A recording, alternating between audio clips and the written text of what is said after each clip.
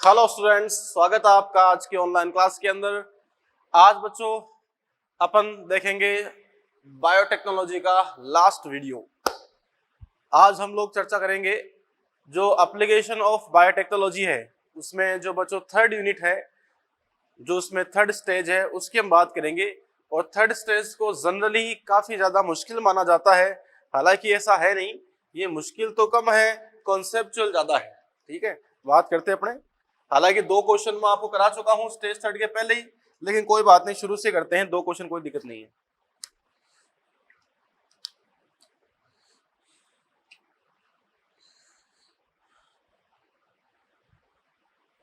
बात करते हैं अपने स्टेज थर्ड की। हाँ जी, देखें प्यारे बच्चों, स्टेज थर्ड की अपन यहाँ बात करेंगे। तो सबसे पहले यहाँ पर क्वेश्चन नंबर 1 जो है उसकी बात अपनी हो चुकी है कि दी गई संरचना पीसीआर के 3 चरण दर्शा रही है, सही विकल्प का चुनाव कीजिए। ए, बी तथा सी की सही से पहचान कीजिए। तो देखिए प्यारे बच्चों, यहाँ पर ए जो है वो होगा निष्क्रियकरण, क्योंकि यहाँ पे दोनों चिन्ह अलग अलग हो रही है, उसको आप लोग बोलते हो डीनेचुरेशन। पीसीआर जो है, उस पीसीआर के अंदर जो पहला पद है उसका नाम होता है डीनेचुरेशन, जिसके अंदर आप लोग तापमान देकर डीएनए की दोनों श्रृंखला को अलग अलग कर देते हैं। अगर आपके पास में प्रोकैरियोटिक डीएनए है तो तापमान थोड़ा सा यूकैरियोटिक डीएनए से ज्यादा ही आपको देना पड़ेगा, क्योंकि प्रोकैरियोटिक डीएनए के अंदर जो बेस रेशियो है वो 1 से कम होता है। या मैं यूं कहूं कि प्रोकैरियोटिक सेल के अंदर जो सी जी के बीच में ट्रिपल बॉन्ड है, जो सी जी है वो ज्यादा पाए जाते हैं, एटी कम पाए जाते हैं। मतलब ट्रिपल बॉन्ड्स के ज्यादा होने से प्रोकैरियोटिक डीएनए में आप कह सकते हो डीनेचुरेशन के लिए लगभग 93-94 डिग्री सेंटीग्रेड टेम्परेचर चाहिए होता है। यूकैरियोटिक डीएनए में डबल बॉन्ड ज्यादा होते हैं तो वहां पे टेम्परेचर चाहिए 92 डिग्री सेंटीग्रेड के अराउंड। फिर बी बच्चों यहाँ पे आता है एनालिंग। एनालिंग के अंदर क्या होता है? तापानुशीलन के अंदर क्या होगा? पृथकृत डीएनए की दोनों श्रृंखला जो है, उन दोनों श्रृंखला के अंदर आरएनए प्राइमर जुड़ जाते हैं। और नंबर 3 बच्चों यहाँ पे आता है प्रसारण, एलोंगेनेशन। एलोंगेनेशन के अंदर क्या होगा? प्रसार में ये होगा कि वो जो आरएनए प्राइमर है उनको कंटिन्यू लंबा कर देता है टेक डीएनए पॉलीमरेज पीसीआर के अंदर।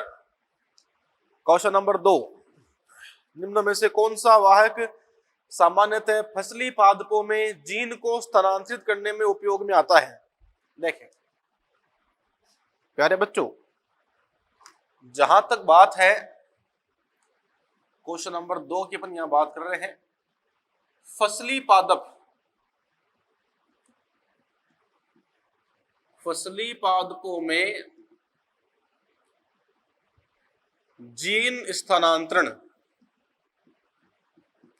के लिए अगर आपको वाहक चाहिए तो बच्चों है तो पादप ही। और पादप के लिए आप लोग क्या काम में लेते हो?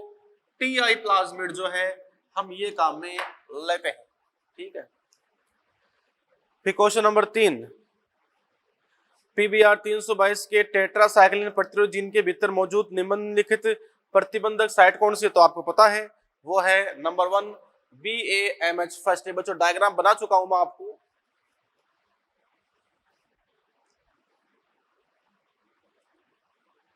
क्वेश्चन नंबर 1 भी हमने किया है। क्वेश्चन नंबर 3 में याद करो, जो पीबीआर 322 है, उस पीबीआर 322 के अंदर हमने कुछ इस प्रकार से प्लाज्मिड का स्ट्रक्चर बनाया था। और हमने कहा था कि साहब ये जो जीन है और ये जो जीन है, ये जीन एम्पिसिलिन के लिए प्रतिरोधी है, जबकि ये जीन टेट्रासाइक्लिन के लिए प्रतिरोधी है। ठीक है, तो प्यारे बच्चों इसने कहा है कि टेट्रासाइक्लिन के लिए प्रतिरोधी जीन के भीतर मौजूद निम्नलिखित प्रतिबंधक साइट में कौन सा है? तो बच्चों यहाँ पे आता है, आप कह सकते हो BAMH फर्स्ट। चौथा क्वेश्चन है गलत मिलान का चयन कीजिए। तो देखो बच्चों, चौथा ऑप्शन जीवाणु भोज जंतु कोशिका, पीसीआर जीन प्रवर्धन में सहायता करता है, हमें पता है। दूसरा ऑप्शन हिमुलिन, ये एक पुनर्योगज प्रोटीन है। बच्चों हिमुलिन क्या है? हिमुलिन जो है वो एक कृत्रिम एंजाइम है, आप कह सकते हो, सॉरी कृत्रिम इंसुलिन है। और जो बच्चों कृत्रिम इंसुलिन है, तो इंसुलिन क्या होती है? प्रोटीन ही होती है। क्वेश्चन नंबर 5 आप कर लोगे।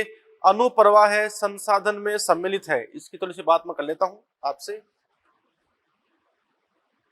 क्वेश्चन नंबर 5, अनुप्रवाह संसाधन की अगर अपन बात करें, अगर अपन कंडीशन देखते हैं तो देखें अनुप्रवाह संसाधन में क्या सम्मिलित है? विलगन या पृथक्करण? पृथक्करण व शोधन। तो बच्चों इसका सही आंसर है अनुप्रवाह संसाधन में हम लोग जो परपोषी कोशिका है, उस परपोषी कोशिका से जो पुनर्योगज उत्पाद है, जो रिकॉम्बिनेंट प्रोडक्ट है, हम वो अलग करते हैं और उसका शोधन करते हैं, उसको और ज्यादा हम क्या करते हैं? इंप्रूवमेंट करते हैं। 5 में दूसरा क्वेश्चन नंबर 6, निम्न में से कौन सा कथन अनुप्रवाह संसाधन के संदर्भ में गलत है? अनुप्रवाह संसाधन व गुणवत्ता नियंत्रण परीक्षण प्रत्येक उत्पाद के लिए भिन्न भिन्न होते हैं। बिल्कुल सही बात है भी, अलग अलग उत्पाद के लिए पृथक्करण भी अलग अलग तरीके से होता है और इंप्रूवमेंट शोधन भी अलग अलग तरीके से होता है। औषधि के मामले में चिकित्सीय परीक्षण आवश्यक होते हैं, ठीक है। प्रत्येक उत्पाद के लिए सुनिश्चित गुणवत्ता नियंत्रण परीक्षण की आवश्यकता नहीं होती। नहीं बच्चों, कोई भी उत्पाद हो उस उत्पाद का परीक्षण तो करना ही पड़ता है, तो यहाँ पे गलत है। तीसरा स्टेटमेंट आपको गलती पूछा है, तो आंसर हो गया 3rd। यह जैव संश्लेषणकारी प्रावस्था के बाद होती है, तो बिल्कुल सही बात है। जब वो परपोषी कोशिका संश्लेषण करती है किसी उत्पाद का, तो उसके बाद में क्या होता है? हम ये डाउनस्ट्रीम प्रोसेस को कंटिन्यू करते हैं। क्वेश्चन नंबर 7, जैव प्रौद्योगिकी के उपयोग में नहीं है अपशिष्ट प्रतिपादन मानव ऊर्जा या मानव जीवन सुधार के लिए आनुवांशिक रूपांतरित मनुष्य। आनुवांशिक रूपांतरित जीव है, लेकिन ऐसा नहीं कि आप आनुवांशिक रूपांतरित मनुष्य कर दो। मनुष्य के ऊपर एक्सपेरिमेंट नहीं किया जाएगा, ये बायोटेक्नोलॉजी ने बैन लगा रखा है। क्वेश्चन नंबर 8, असत्य कथन का चुनाव कीजिए। सामान्य ई कोलाई एम्पिसिलिन तथा टेट्रासाइक्लिन के प्रति प्रतिरोधी होती है। एक सामान्य ई कोलाई, बच्चों सामान्य ई कोलाई की जहां तक बात हो, तो सामान्य नाम आती है, आप ये समझ जाओ कि वहां प्लाज्मिड नहीं है, वहां प्लाज्मिड नहीं है, तो न तो वो एम्पिसिलिन के लिए प्रतिरोधी है और न ही वो टेट्रासाइक्लिन के लिए प्रतिरोधी है। नंबर 2, रूपांतरण एक प्रक्रम है जिसके द्वारा डीएनए के खंड को पोषी जीवाणु में प्रवेश कराते हैं, ठीक है।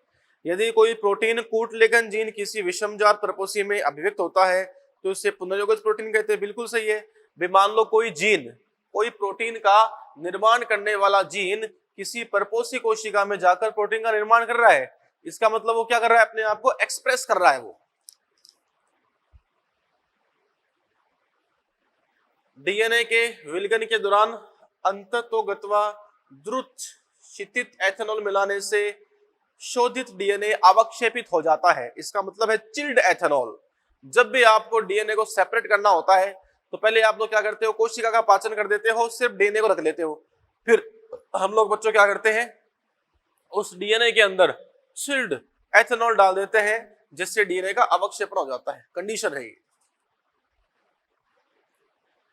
क्वेश्चन नंबर 9, विटामिन ए प्रचुर चावल का उत्पादन किसके द्वारा किया गया है?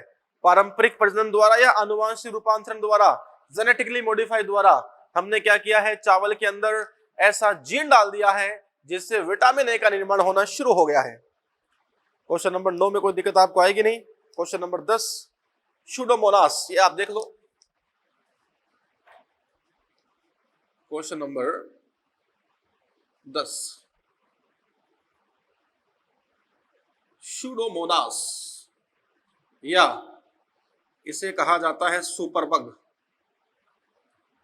ये बच्चों क्या करता है? मैंने कहा था आपको, जैसे ये कोई जलाशय है, तो जलाशय में जो पानी भरा होता है, कई बार क्या होता है, इस पानी के ऊपर तेल की परत चढ़ जाती है, और पानी पर तेल की परत चढ़ जाए तो अब क्या होगा? अब बाहर से ऑक्सीजन जो है वो आ नहीं पाएगी और अंदर की CO2 बाहर जा नहीं पाएगी। तो फिर आप लोग यहाँ पे सूडोमोनास का उपयोग करोगे, जिससे इस तेल की परत का अपघटन हो जाता है और वापस जला से शुद्ध हो जाता है। क्वेश्चन नंबर 11 कोई दिक्कत नहीं है। क्वेश्चन नंबर 12 इजी है। 13, भी इजी है, 14 भी इजी है।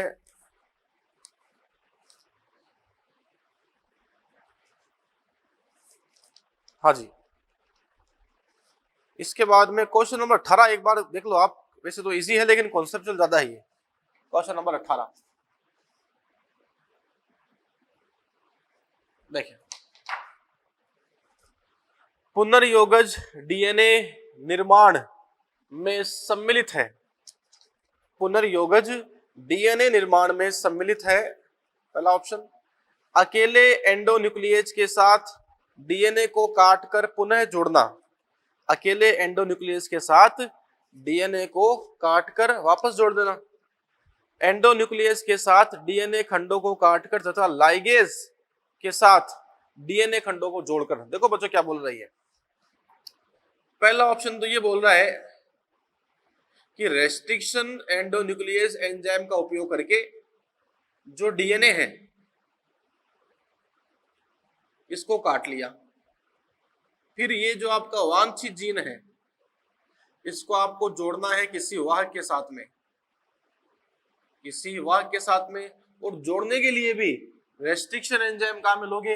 तो बच्चों डीएनए खंड को काट के उसको वापस डीएनए के साथ जोड़ देना, इसके लिए अकेला रेस्ट्रिक्शन एंजाइम सक्षम नहीं होता।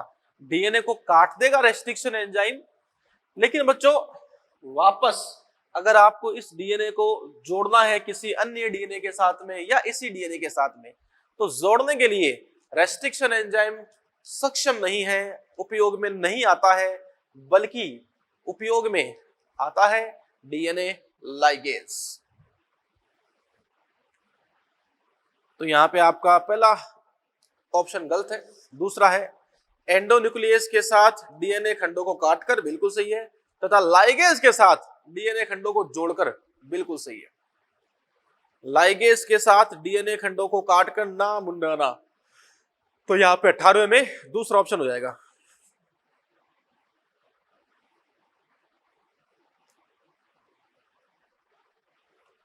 क्वेश्चन नंबर 22 एक बार आप देख लीजिए, अच्छा क्वेश्चन है, क्वेश्चन नंबर 22।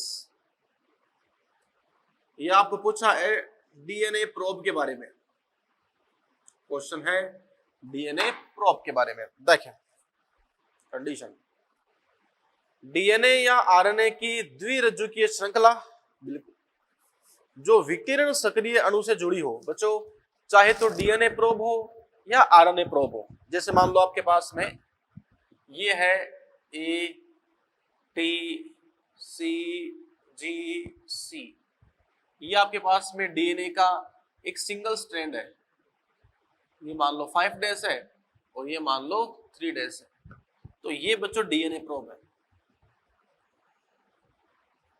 डीएनए प्रोब क्यों है? क्योंकि देखो इसमें थाइमिन आ गया। इसकी बात करें, यहाँ 5 डेज मान लेता हूँ या 3 डेज मान लेता हूँ, यहाँ पे है जी सी यू ए सी। देखो बच्चों यहाँ पे क्या आ गया, यूरेसिल आ गया, यहाँ थाइमिन आया था, तो यूरेसिल आती है, अब इसका नाम क्या हो गया, आरएनए प्रोब।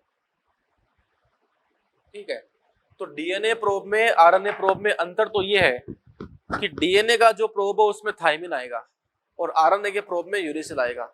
अब आप लोगों के दिमाग में आ रहा होगा कि सर ऐसे हो तो कि न तो थाइमिन आए और न ही यूरेसिल आए, तब कैसे पता लगाओगे? तो प्यारे बच्चों डीएनए प्रोब इतना छोटा नहीं होता है, ये तो मैंने खाली 4-5 नाम लिख दिए, इसमें 20 के आसपास आप कह सकते हो नाइट्रोजन क्षार लिए जाते हैं, और इसमें अगर 20 के आसपास नाइट्रोजन क्षार लिए गए हैं तो बच्चों 100% वहां पे थाइमिन यूरेसिल तो आएगा आएगा, कोई इसमें कंफ्यूजन वाली बात ही नहीं है। तो याद रखना, ऐसा प्रोब जिसमें थाइमिन है वो तो डीएनए प्रोब हो गया, और ऐसा प्रोब जिसमें आरएनए है वो आरएनए प्रोब हो गया। अब ये डीएनए प्रोब का काम क्या है? इसका काम है दूसरे वाले चेन को ढूंढना जिसमें टी ए जी सी जी हो, उसको ढूंढेगा। आरएनए प्रोब का काम क्या है? आरएनए को ढूंढना, कौन सा? जिसमें जी यू ए जी सी हो, उसको ढूंढ देगा। मतलब डीएनए प्रोब हो चाहे आरएनए प्रोब हो, दोनों ही प्रोब जो है वो सिंगल स्टैंडर्ड होते हैं। दूसरी बात, उसका अनुक्रम जो है वो हमें पता होता है क्योंकि उसका निर्माण ही हमने किया है। वो कृत्रिम रूप से संश्लेषित होते हैं तथा इनका उपयोग हम लोग करते हैं दूसरे डीएनए की पहचान के लिए, दूसरे आरएनए के पहचान के लिए।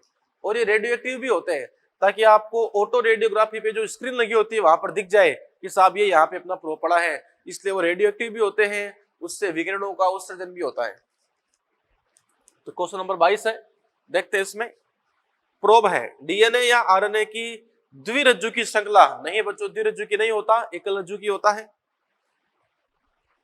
डीएनए या आरएनए की एकल श्रृंखला जो विकिरण सक्रिय अणु से जुड़ी होती है। बिल्कुल बच्चों सही बात है। डीएनए आरएनए की क्या है, सिंगल स्ट्रैंडेड चेन ही है जो विकिरण सक्रिय अणु से जुड़ी है अर्थात रेडियो एक्टिव होते हैं। तीसरा, भारी आइसोटाइप एक रज्जु की डीएनए। पहली बात तो डीएनए का होना कंपल्सरी नहीं है और भारी आइसोटोप नहीं, समस्थानिक नहीं, रेडियो एक्टिव। विकिरण सक्रिय नहीं भाई, विकिरण सक्रिय तो होनी चाहिए क्योंकि प्रोब का मतलब ही तब होगा जब आप उसको फोटोग्राफी प्लेट पे देख पाओगे, और फोटोग्राफी प्लेट पे आप उनको तब देख पाओगे जब वो विकिरण सक्रिय होगा, जब वो रेडियो एक्टिव होगा। तो क्वेश्चन नंबर 22 में सही आंसर दूसरा जाएगा। क्वेश्चन नंबर 23 भी देख लो, लगे हाथ।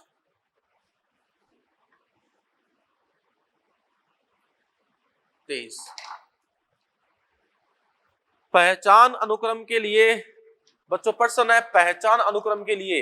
इसका मतलब वो आपसे पूछ रहा है कि जो पैलिंड्रोमिक साइट है, जो रेस्ट्रिक्शन साइट है, ठीक है, उसकी बात कर रहा है। पहचान अनुक्रम के लिए निम्न में से कौन सा कथन सही नहीं है? इनमें उपस्थित क्षारों का मिथाइलीकरण जीवाणुवीय डीएनए के प्रतिबंधन को रोकता है। बिल्कुल सही है भाई बच्चों, मिथाइलेशन हो गया तो क्या हो गया, इनमें उपस्थित क्षारों का मिथाइलीकरण जीवाणुवीय डीएनए के प्रतिबंधन को रोकता है। बिल्कुल, अगर मान लो बच्चों यहाँ पे मिथाइलेशन हो गया तो अब वो रोक देता है प्रतिबंधन से। ये सामान्यतः 4 से 8 न्यूक्लियोटाइड के सम्मिलित अनुक्रम है, ठीक है। ये आरएनए पॉलीमरेज के जुड़ने के लिए संकेत प्रदान नहीं करते।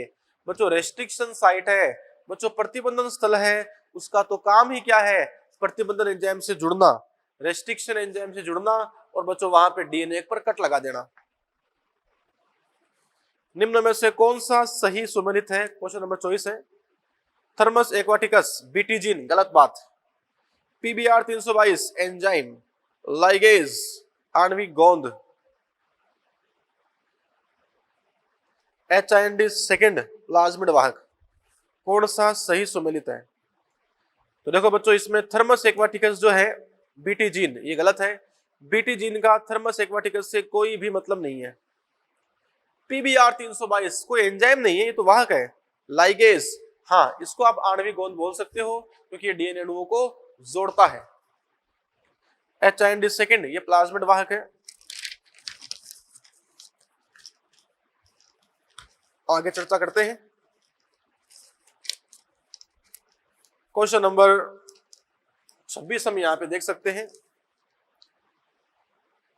एग्रोबैक्टीरियम ट्यूमिफेशियंस एक प्लाज्मिड रखता है जो पौधों में ट्यूमर प्रेरित करता है, यह कहलाता है। बच्चों क्वेश्चन नंबर 26 सही है, अच्छा क्वेश्चन है। बच्चों एग्रोबैक्टीरियम ट्यूमिफेशियंस एक प्लाज्मिड रखता है जो पौधों में ट्यूमर बनाता है, वो प्लाज्मिड कौन सा है? TI plasmid. हमने कहा था कि यह जो टीआई प्लाज्मिड है इसको हम निकालते हैं एग्रोबैक्टीरियम ट्यूमिफेशियंस से, और टीआई प्लाज्मिड में जो टीआई जीन होता है उससे क्या होता है, पौधों में गांठ बनती है। इसके बाद में आप आ जाओ क्वेश्चन नंबर, थोड़ा सा मुश्किल लगे मेरे को, वो देख लो आप।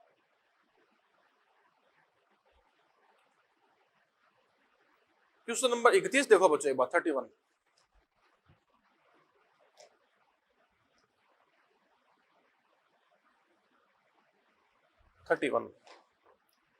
निम्न में से कौन सा प्रतिबंधित एंडोन्यूक्लियस के बारे में सही नहीं है?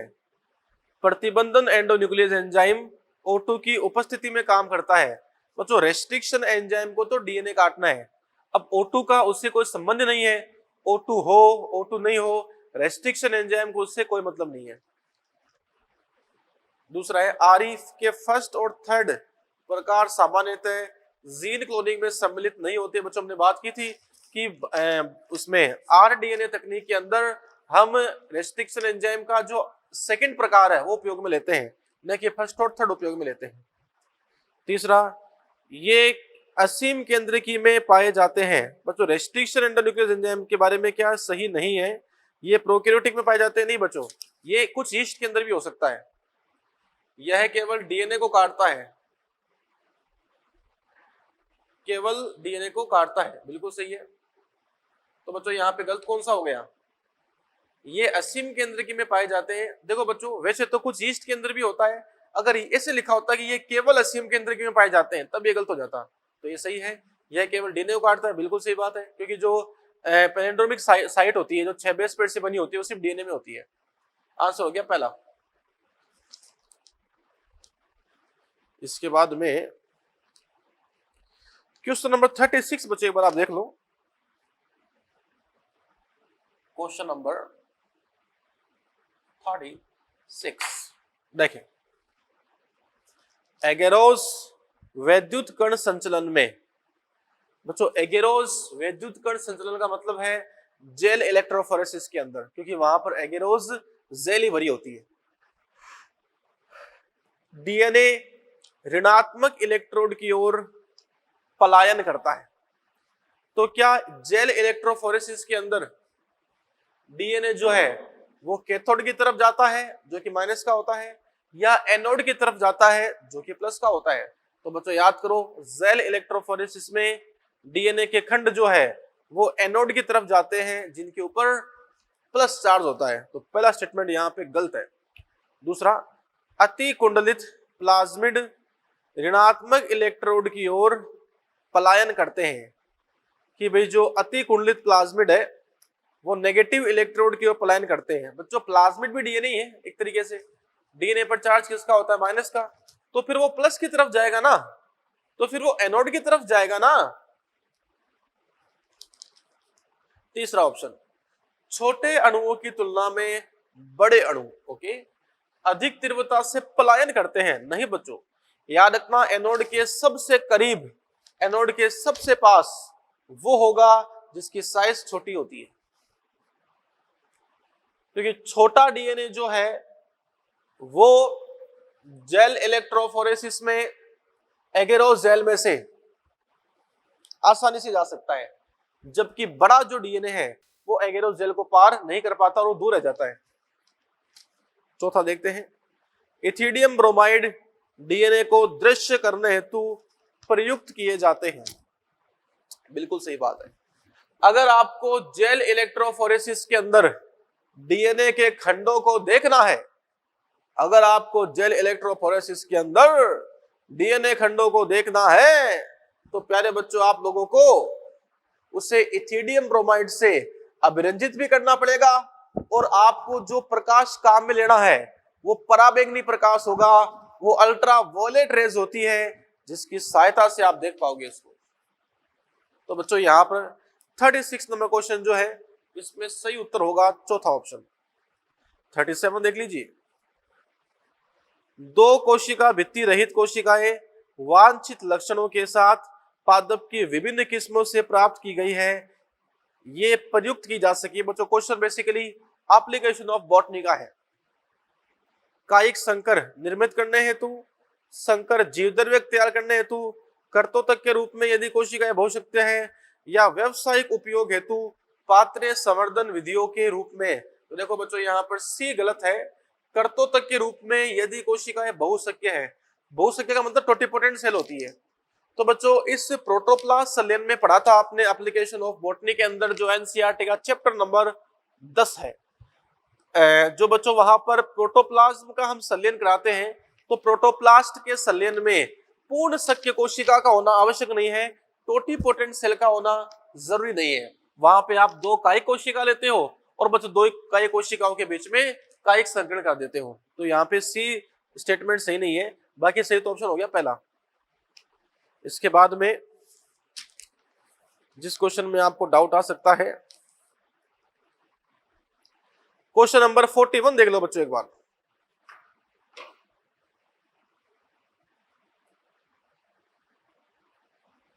क्वेश्चन नंबर 41,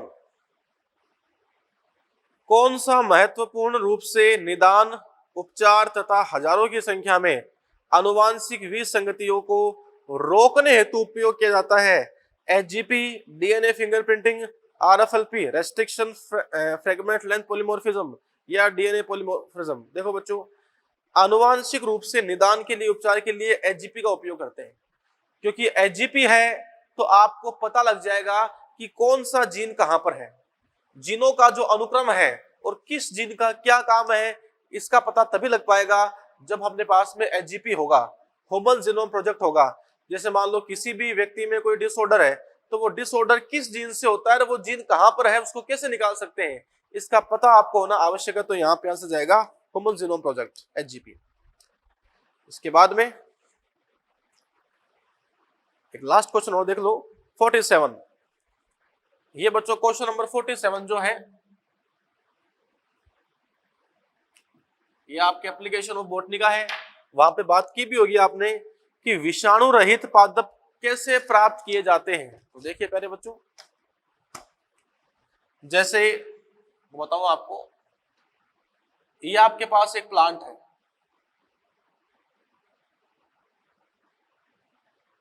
और मान लीजिए पादप का तना है,